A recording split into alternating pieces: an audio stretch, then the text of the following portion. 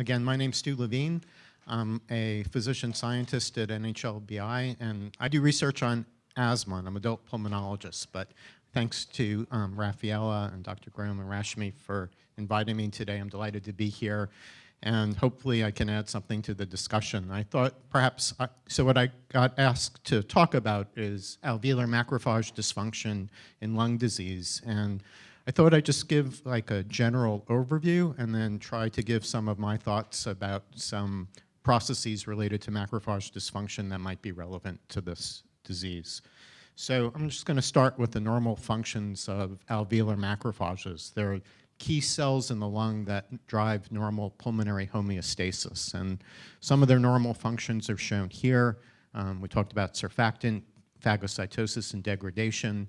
They remove cell debris and apoptotic, which are dead cells, by efferocytosis. They play a key role in host defense, immune surveillance, and then they also play an important role in the resolution of inflammation and also in tissue repair. So if you look at Those have different functions, right? We have host defense function and removal of cellular debris. Do you think it's the same population of macrophages that performs both functions, or we have two distinct? Okay, so that's a good point. So I'm going to get to that kind of in the next slide. So there is a heterogeneity of lung macrophages. And, and in terms of alveolar macrophages, there are two main types. There are tissue-resident alveolar macrophages and monocyte-derived alveolar macrophages. So we'll start off with the tissue-resident ones. They're the most abundant immune cell in the lung under normal conditions, and they represent a long-lived, self-renewing population that's embryonically derived from cells that originate primarily in the fetal liver and also probably in the yolk sac. So during embryogenesis, they migrate to the lung, and then they repopulate through the life of the host. And the primary cell that, the primary function of the tissue-resident alveolar macrophages is for the host defense, pulmonary homeostasis, surfactant uptake, all the normal functions that go on. And the key is that they're tasked to do this while maintaining normal gas exchange function and not damaging the lung. The other important type of alveolar macrophage is the monocyte-derived alveolar macrophage. And these are generated when circulating monocytes are recruited to the lung in the setting of inflammation. And this happens via an interaction between CCL2, which is a chemokine that attracts immune cells to the lung, and the CCR2 receptor on monocytes. And when the monocytes arrive in the lung, they differentiate into macrophages, and then they acquire significant cytotoxicity and antimicrobial functions, and their main purpose here is to augment and drive inflammation. And once the inflammatory process is resolved and homeostasis is restored, then these recruited monocyte-derived macrophages basically are removed from the lung by either two processes, either by apoptosis, or they can differentiate into cells that phenotypically resemble the tissue-resident alveolar macrophages. And the other interesting finding about these cells is that it's recently been described that these monocyte-derived alveolar macrophages also play a role in lung fibrosis. So in mouse models, if you deplete these monocyte-derived alveolar macrophages, you decrease the severity of fibrosis. So with that, by way of an introduction, and I was trying to figure out what to talk about during the course of my talk, I thought I'd focus on 4 different lung diseases. And 2 I took from Dr. Grome's paper to give an overview of pulmonary alveolar proteinosis, which you kind of already did, so I'll go pretty quickly through that. And then say a word about lipoid pneumonia. Then I'll use asthma as kind of like a model system for alveolar macrophage dysfunction in lung disease. And then I'm going to say a few words about high-fat diet-induced lung disease, because when I was reading the description in the nice paper that Dr. Grome and Dr. Schuler just published on lung disease in SGIA, it struck me that there was some resemblance to what occurs in this setting. So I'll end up with that. So we already heard a lot about pulmonary alveolar proteinosis, so I'll kind of just power through this slide. Basically, it's where there's an accumulation of surfactant and which is comprised of both surfactant proteins and lipids within the alveolar spaces. And usually the macrophage as well as the type 2 alveolar cell play an important role in taking up and degrading surfactant. And for normal macrophages, as Dr. Grome nicely reviewed, you need GM-CSF to interact with its receptor. And there are several types of mechanisms that lead to PAP. Autoimmune PAP, where patients make neutralizing autoantibodies against GM-CSF so it can interact with the receptor. There's a hereditary PAP with mutations in the GM-CSF receptor alpha or beta chains. And then there are surfactant secondary PAP, where basically an insult such as toxins and dust exposure or infections or hematological disorders result in a dysfunctional immature macrophage, and then mutations in surfactant-related proteins. And I just wanted to show a few slides of just typical PAP. So this is from a review article that was recently published in Lancet Respiratory Medicine. And basically it shows a lung biopsy, and these are the alveoli here. These are the normal lung units that mediate gas exchange.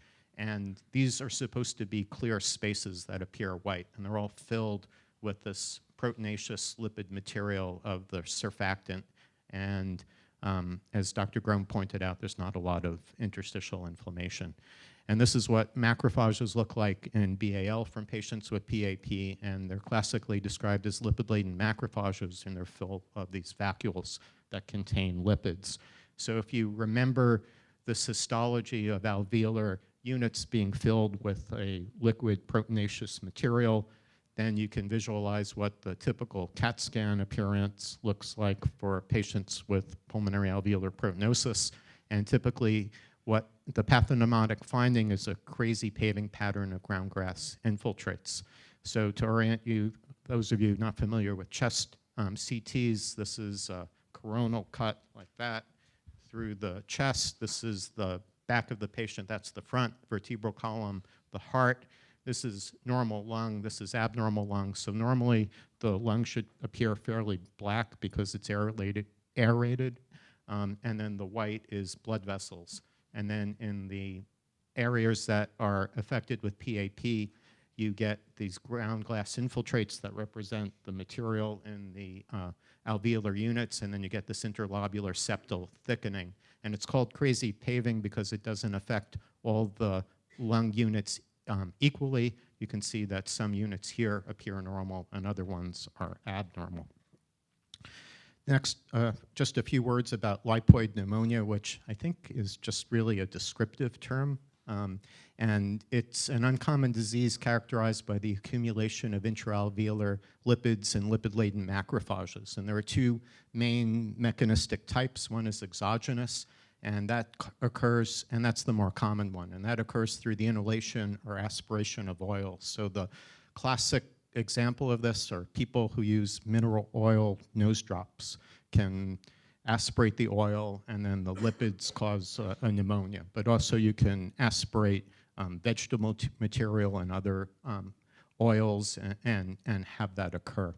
And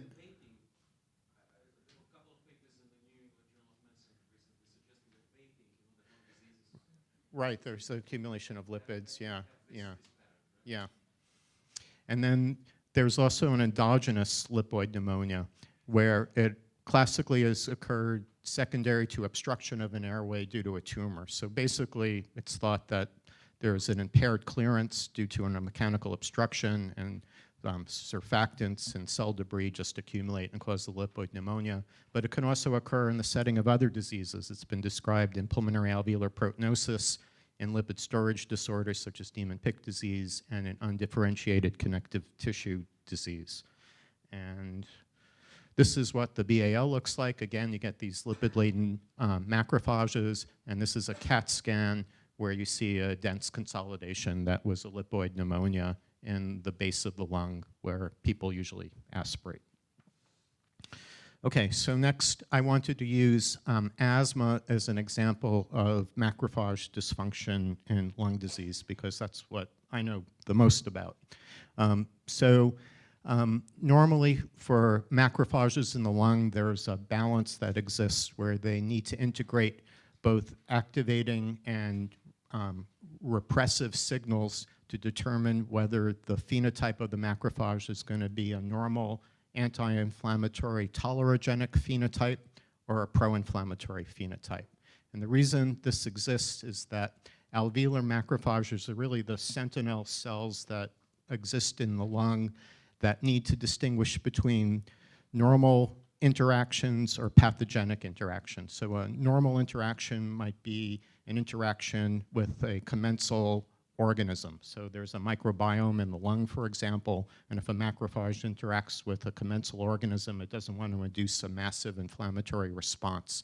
So in those settings, it needs to be anti-inflammatory. In contrast, when it comes into contact with a pathogen that's destroying the epithelial integrity of the lung, then it needs to act and cause an inflammatory response to kill that pathogen. So under normal conditions, signaling through a variety of different receptors that are dependent in a large part on intact cell-cell interactions between the alveolar macrophage and alveolar epithelial cells send inhibitory signals that predominate so that alveolar macrophages are primarily anti-inflammatory. However, in disease states, when activating signals become predominant, they can override the normally suppressive signals, and then they activate the macrophage to become a pro-inflammatory cell. And examples of pro-inflammatory signals are the ones you'd expect, signaling through key cytokine receptors and activation of toll-like receptors. So in asthma, macrophages can become abnormally activated by an excess of activating signals, leading to macrophage dysfunction, and they can produce an increased number of cytokines, TNF, IL-1 beta, IL-6, and IL-8, increase in reactive oxygen species. They can have a decreased production of IL-10, which is a normally anti-inflammatory cytokine, and they have defective phagocytosis and efferocytosis. And an example that my lab has identified in terms of macrophage activation in the setting of asthma occurs when the macrophage receives an excess of activating signals, and the signals that we looked at were house dust mite, which is a common allergen that causes asthma, and basically house dust mite allergens are serine and cysteine proteases. They can interact with protease-activated receptor 2, and these cause alveolar macrophages to secrete apolipoprotein E. And I didn't mention at the beginning, but my research program is focused on the role of apolipoproteins in asthma, so that's why we were interested in apolipoprotein E. And then when the inflammatory stimulus is enhanced by a concomitant viral infection, the levels of apolipoprotein E can become sufficiently elevated that apolipoprotein E itself can serve as both signal 1 and signal 2 for priming and activation of the NLRP3 inflammasome, and this leads to maturation of pro-IL-1 beta to IL-1 beta, release of IL-1 beta into the airway, and this can be a mechanism that drives neutrophilic airway inflammation in asthma. We did not. Yeah, we just focused on NLRP3. Which is actually highly expressed in the lung. It is. And then to finish up, I'd like to spend a few minutes just talking about high-fat diet-induced lung disease.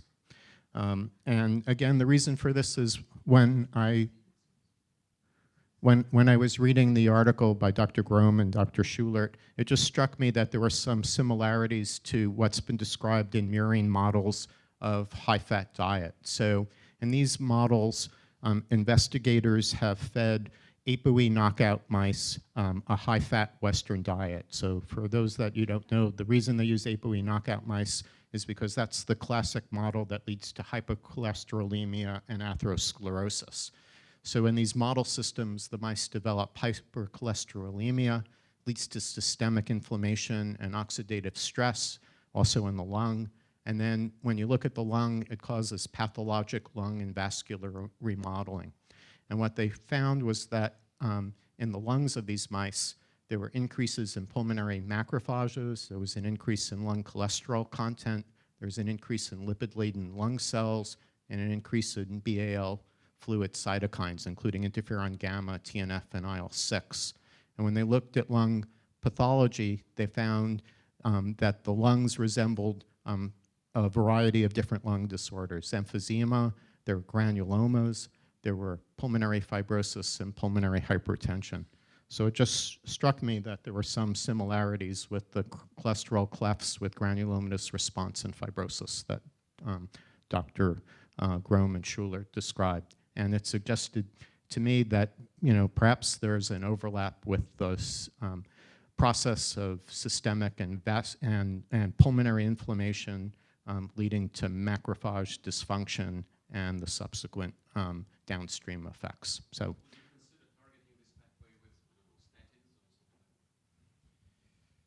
So that's a good question. I always get asked about statins because I work on apolipoproteins in asthma. They've generally not been effective in almost every lung disease that they've been looked at. So I don't know the answer to that. There is, data about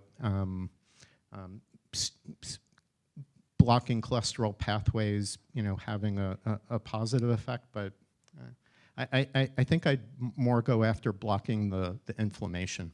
It seemed to me that it was the marked interstitial population of lymphocytic infiltrates in the lung that are probably driving, in my view, being new to this for the last 2 weeks, being the quarterback that drives the macrophage dysfunction.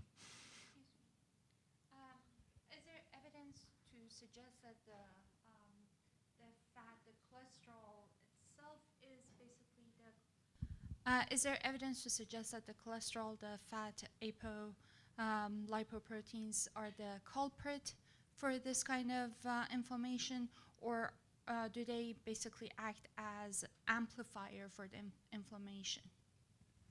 So in these models? Right. So it's the hypercholesterolemia that's the culprit, and it's driving the inflammation. Thank you. But it's the crystals themselves. Do you find crystals in the lung, cholesterol crystals? These aren't my studies, yeah. They directly activated. That was the question. I'm sorry, can you say? No, the question was, do you find cholesterol crystals that directly activate NLRP3 inflammasome? Oh, yeah, cholesterol crystals that do activate the NLRP3. They are found in those lungs. These aren't my studies. These are a summary of other people's studies, so I have no idea whether they looked or not. I doubt they did. So, since I have the mic, I get to ask the question. So you were saying you would target the inflammation, but as you might have heard in the morning, one of the dilemmas we are dealing with is that even if the systemic inflammation comes under control, at least for some of the patients, the lung seems to rage on. So, and at least for a subset of the patients that we are saying, then what are the things that you can do which target the lungs? What are the, inflammation things that you can do, but they're targeting the lungs? You mean for site-directed delivery to the lungs? I don't know about directed delivery to the lungs, but that impact the lungs as well. Because, you do have dilemmas like Anna's child, and she talked about how her inflammatory markers have been pretty much normal for a while. Yeah. Yeah, but inflammatory markers in the blood don't necessarily reflect what happens in tissues. So you can have, largely inflamed tissue, like JDM, for example. Most of the patients with JDM have significant inflammation in the muscle, but no CRP increase. So CRP in the blood is one thing, and it tells you something about systemic inflammation and cytokines being delivered through the blood to the liver to induce the CRP production. Okay, so this is a different ballgame. Asthma patient, correct me if I'm wrong, most asthma patients have inflammation in the lung, but normal CRP. No, they do. So they have, even if they're normal or mild, and you look, you're going to find inflammation. So I suspect In the lung. In the lung. In the lung. So I suspect that there is ongoing inflammation and that you're just not aware of because you're not imaging it or looking for it. Okay, thank you. Great. With that, do you want to come up, Doctor? Yeah, there's one more question, but in the meantime, maybe you want to come up and... Here. Yeah, sorry. And in terms of cholesterol, because we know about like good and bad cholesterol, is this include both with like high fat diet here at the hypocholesterolemia? So they're mostly talking about bad cholesterol, but but that's an excellent question. So that's kind of what we look at in our research related to asthma, and it's been described in cardiovascular literature that good cholesterol is HDL. It transports cholesterol and lipids out of cells and decreases plaques. There are settings where HDL can become abnormal and remodeled and become dysfunctional and pro-inflammatory rather than normally anti-inflammatory. But I think for this, I wasn't suggesting that the defect or the problem in SGIA was primarily a hypercholesterolemic problem. It was just an example of a process driving inflammation that led to macrophage dysfunction and lung disease similar to what you're seeing. So that was the point there.